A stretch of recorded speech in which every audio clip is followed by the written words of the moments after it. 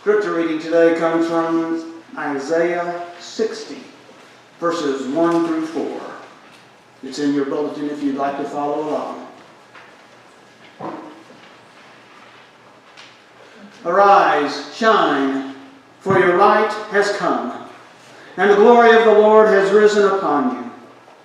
For darkness shall cover the earth, and thick darkness the peoples. But the Lord will rise upon you, and his glory will appear over you. Nations shall come to your light, and kings to the brightness of your dawn. Lift up your eyes and look around. To some degree, that's kind of an odd scripture reading for Epiphany. But it's part of the lectionary, and it's part of what we understand as how we got from there to here.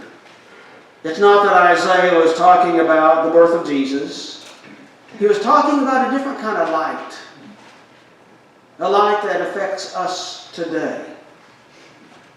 So, surprisingly, let me start out with a story. Many years ago, Nancy and I, when we were making our escape from California, we had retired, and we were making our long 8-month road trip from there to here by plan, camping on the way in our tent and just enjoying life as newly retired. My first stop was in Monterey, California, and a beautiful, beautiful place. We found Point Lobos. I don't know if anybody's ever been there. I see some head shaking, yes, that you know the place. It's a state park. It's right on the shore. It's right on the coast. It's what picture postcards are made from. It is glorious. It's beautiful beyond measure. The scenery is outstanding. The sea life. You look out there and you'll see otters and sea lions. You'll see seals, you'll see whales at different times of the year. You'll see every kind of seabird you could imagine filling the blue skies. It's a treat. They talk about eye candy, that's it. It was a beautiful day. And we knew that if we wandered around the trails, you could also wander around and find one of the small beaches that's protected from the waves that come crashing into the rocks and very dramatically send the waves and the spray into the air. Around the corner, you'd find some beaches. And you'd find tide pools. I don't know if you know what tide pools are. You probably do. They're on the shores, typically, not inland. It has to be ocean or sea. And there's little pockets. There's little holes, if you will, in the rocks, usually. And the tide brings in all kind of sea life. There you will find clams and crabs, starfish, sea anemones, sea urchins, little tiny fish that haven't quite decided it's time to go out with the big fish. It's a fascinating exploration. It's an aquarium just waiting to be discovered. We had been there. We enjoyed the time. And then we started walking away. As we were leaving, we saw a family of 5 arrive. Mom, Dad, 3 daughters. The youngest child was probably 6 to 8, maybe 6 or 7. The middle child was maybe 8, 9, 10. The oldest daughter was maybe 10, 12, something like that. Mom and Dad appeared like they had seen that place before. They knew what was going on. Well, we had been there. We'd seen a couple of waves that entered into this alcove. At the very front, they looked very furious. But by the time they traveled all the way back to this tide pool, it was maybe a gentle foot washing. At low tide, the water didn't come in very strong. Mom and Dad must have known that. They stood back a little bit. The 3 daughters engaged, they explored, and you could hear them as they discovered these tide pools. Oh, quick, over here! Look at this, look at this, look at this! They were having so much fun, the little squeals of delight were filling the air. It was so fun. We walked around and we were at a vantage point then looking down at them, and then it happened. The first wave came in. The little sister, 6 to 7, something like that, she saw it at the front, maybe 30, 40 yards away at the most, but out there it looked pretty serious. She immediately ran away. over to Mommy and Daddy. The oldest sister, she didn't act, but she ran away to Mom and Dad. The middle sister, she just kind of stood there. Just kind of watched. She wasn't going to leave. She knew she wanted to be right there. She knew that that tide pool was worth the wait. And she also didn't know whether maybe that wave might bring something new. In a couple of moments, the wave receded. The two other sisters who had abandoned it came back quickly. The exploration continued. Oh, look at this, look at this, look at this, come here. We started to leave, but another wave showed up. Same thing. Little sister, run away. Older sister, went away. The middle sister, by this time she had knelt down. She was all about that tide pool. She was exploring. She was living that moment. She had her very own aquarium. She stayed put. She kept kneeling. She didn't move. She was there. That water came in. Might have got her knee wet a little bit because she was kneeling. Same thing. The wave went out. The two other sisters came back. The party began again. The third time, the wave showed itself. This time, the little sister, no, run away. She stayed right there with middle sister. Oldest sister, started to move, maybe took a little bit of a movement away, but she realized, oh, they're staying. I wonder if I'm missing something. She stayed. The party continued.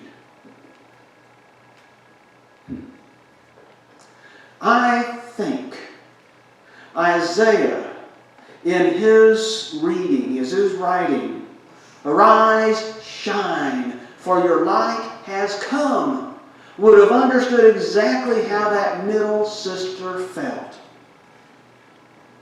There was a lot going on in this writing from Isaiah. If you know the history, you understand about the Babylonian captivity. We've talked about that. 587, 586, Jerusalem is just destroyed by the Babylonians. The Babylonians had a clever way of destroying a culture. They, as you remember possibly, they took away all the leadership. It's estimated about 200,000 people. They deported. They got rid of them, but they sent them into other areas. Those who remained were on their own. No resources, no temple. The temple had been destroyed. No religion in many ways, because their religion was the temple. They didn't know what to do, how they were going to survive, and many didn't. But the interesting thing was that those who left, and were told it was about 40 to 70 years that they were gone, they were allowed to resettle. They were allowed to obtain property, rebuild, and they did. Many of those who were exiled found a new home and built a new home. They thrived. Cyrus of Persia, when he comes into power, the Persians now have overtaken the Babylonians. Cyrus says, go home to these relocated Hebrews. Go home and rebuild. Do you go? You've resettled. You've made your life. This is 40 to 70 years. That's at least 2 generations at that point. That's a whole different understanding. Do you go home? Do you stay there? Do you and run away? And say, no, we don't accept this. Or do you go back home? If you're the one surviving there, in Jerusalem area, the leftovers, if you will, how excited are you going to be to see these other people come back who are going to claim, okay, now we're here so we can rebuild? How excited are you going to be to see them? Are you going to run away? We don't want you. Isaiah is writing to a very conflicted time. Arise, shine, for your light has come. Oh, gee, thanks. What kind of light is this? We know that many of the displaced Hebrews went home. We know that many of those who were in that land, the destroyed land, they welcomed them. But many didn't. Many didn't go back home. Many ran away from that opportunity. So, what does Isaiah's structure, his scripture, have to do with this tide pool experience? Well, let me put it this way. It's 2020. I bet you know that by now. I know I'm one of those, and it takes me a few days to figure out the change from 2019 to 2020, but it's 2020. We've had a couple announcements to let us make sure we know. It's the eye of the optometrist. It's 2020. This year has special meaning to me in two reasons. One personal. One is that I'm turning 70 this year. 70. I checked it. I looked at my driver's license in 1950, and I did the math real quick in my head, and yeah, that's 70. I must admit, for many, many years, I've always wondered, I don't know if I want this. I don't know how it's going to be when I grew up. Maybe some of you, when we grew up 60, 70 some odd years ago, when we looked at somebody who was 70 or so, sometimes it wasn't always a pretty picture. My feeling often was that life is over much before then. That was my feeling. So as I grew older, not necessarily smarter, but older, as I looked at 70 as an age, I must admit I was kind of like that little sister. Run away. I don't like this idea. And yet now I look out at you. Some of you, I won't name names, but you've been there, done that. That 70 is in your rearview mirror. But you're not slowing down, folks. Oh, we slow down a little bit, I understand that. But there's a sense of 70 is not what it used to be. There's this wonderful book, On the Brink of Everything, by Parker Palmer. And he talks about aging. He's in his 80s now. And he talks about not aging gracefully. No. He's going full in. And he understands this time as he turns 70 as a time of exploration, as a time of discovery. These tide pools of life, he is all in. Those waves that come to him, he says, bring it on. Let's see what happens. I don't know what's going to happen, but let's see what happens. I'm not backing down. And I must admit, when I see that kind of courage, when I look out and see what can be done, I must admit, I changed my understanding. 70 is a new life. 70 is a new beginning. Bring it on. Let's see what happens. I know my arthritis will get worse. I know my left knee will soon, someday, join my right knee in the category of knee replacement. I know I'm slowing down, but I don't care. Bring it on. I'm going to be that middle sister. That wave that's coming in, I'm going to stay put. This tide pool of life, I'm sticking with it. Well, that's my personal story. But there's a bigger story. In 2000, Richard Ham, then the general minister and president of the Christian Church Disciples of Christ, one of our denominations, he wrote a book, Vision 2020. We have it right here. It's in our church library. Actually, it's 2020 Vision. I got it backwards. He wrote this book because he was wondering, he was challenging the church. Where could we be in 20 years?